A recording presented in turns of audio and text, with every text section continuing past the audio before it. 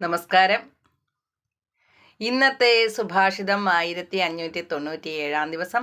സമർപ്പണം ശ്രീ PM നമ്പൂതിരി. അവതരണം Geetha K Namboothiri, ആലക്കോട്ടിൽ. യാതേ രുദ്രശിവാ തനൂര ഘോരാപാപകാശിനി തയാ തസ്തനുവാ ശാന്തമയാ ഗിരിശന്തപി ചാകശീഹി.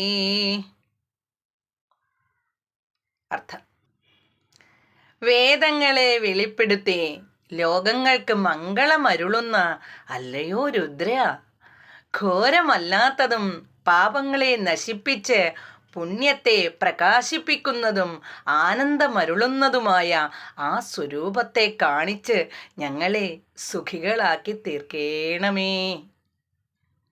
Hari ഓം. നന്ദി. നമസ്കാരം.